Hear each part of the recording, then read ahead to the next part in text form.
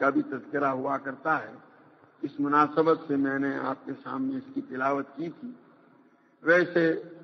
شب برات کے سلسلے میں ہمارے زمانے میں ایک جماعت وہ بھی ہے جو اس کی بالکلیہ قائل نہیں، اس رات کی کوئی فضیلت نہیں. حالانکہ اس سلسلے میں 10 حضرات صحابہ سے روایتیں منقول ہیں،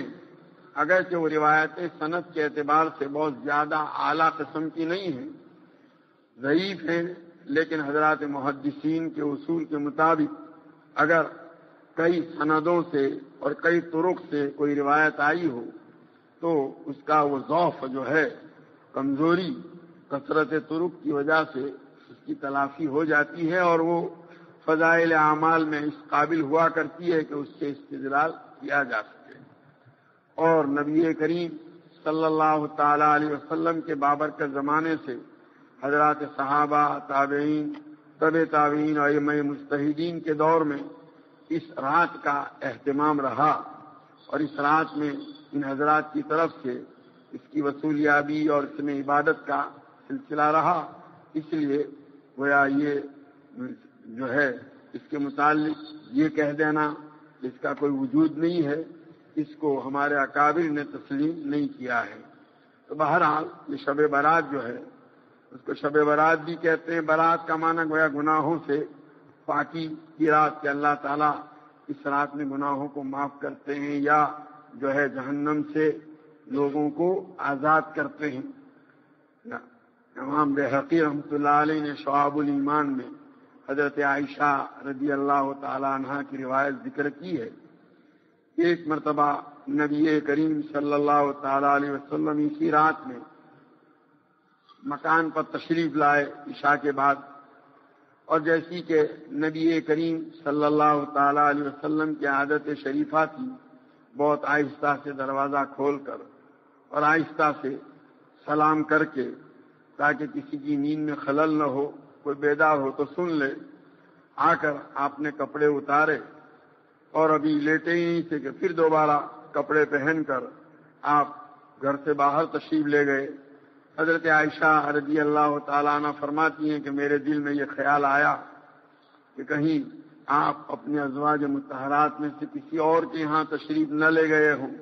اس لیے میں بھی آپ کے پیچھے پیچھے نکلی یہ دیکھنے اور معلوم کرنے کے لیے کہ آپ کہاں تشریف لے گئے.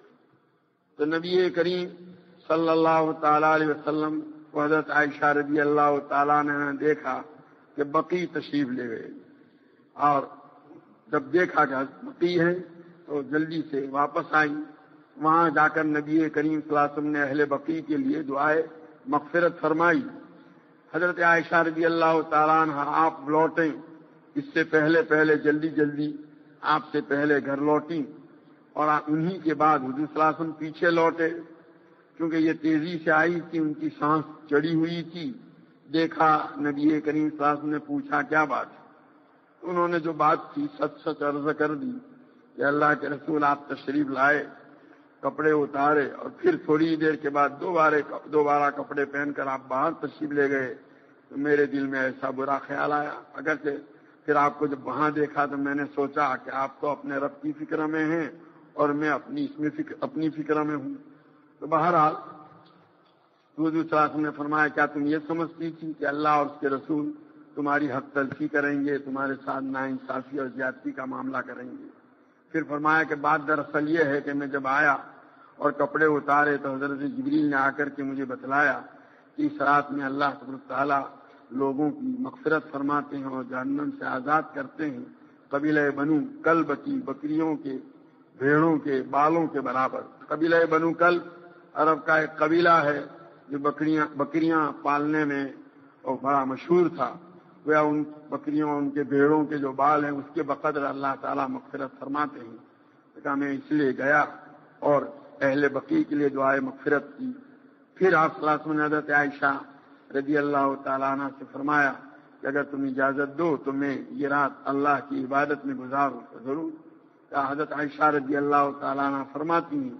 کہ پھر نبی کریم صلی اللہ علیہ وسلم وہیں گھر ہی کے اندر نماز میں مشغول ہوئے، اور دوران نماز آپ نے سجدہ اتنا طویل کیا، دیر تک سجدے میں، کہ مجھے اندیشہ ہوا کہیں نبی کریم صلی اللہ علیہ وسلم کی روح تو پرواز نہیں کر گئی، جس کے ساتھ محبت کا تعلق ہوتا ہے ایسے خیالات ان سے متعلق ہوا کرتے ہیں۔ تو کہا بہت دیر ہو گئی تو میں نے نبی کریم صلی اللہ علیہ وسلم کے تلووں مبارک کے اوپر ہاتھ رکھا تو وہاں رگ میں حرکت محسوس ہوئی تو مجھے اطمینان ہوا۔ کہا اس وقت میں نے سنا کہ سجدے کی حالت میں نبی کریم صلی اللہ تعالی علیہ وسلم دعا فرما رہے تھے، اللہم انی اعوذ برضاک من سخطک وبمعافاتک من عقوبتک واعوذ بک منک لا احصی ثناء علیک انت کما اثنیت علی نفسی۔ کہا پھر جب صبح کو میں نے نبی کریم صلی اللہ علیہ وسلم سے عرض کیا کہ آپ کو میں نے اس طرح دل میں خیال آیا تو میں نے پاؤں پر ہاتھ رکھ کر کے دیکھا اور پھر آپ یہ دعا پڑھ رہے تھے۔ کہا اچھا تم نے یہ دعا سن لی، یاد کر لی؟ کہا اس کے دعا کو کرتے رہا کرو۔ تو بہرحال اس شب قدر کے سلسلے میں جو روایتیں آتی ہیں ان کا خلاصہ یہی ہے کہ اللہ تبارک تعالیٰ کی طرف سے اس رات میں مغفرت کی جاتی ہے، اور شروع رات ہی سے اللہ تعالیٰ کی طرف سے اعلان ہوتا ہے کوئی ہے مغفرت کا طلبگار کہ میں اس کے گناہوں کو معاف کروں، کوئی ہے عافیت کا مانگنے والا کہ میں اس کو عافیت دوں، کوئی ہے روزی کا طلبگار کہ میں اس کو روزی دوں۔ وہ اللہ تعالیٰ کی طرف سے اعلانات ہوتے ہیں اور لوگوں کے گناہ معاف کیے جاتے ہیں۔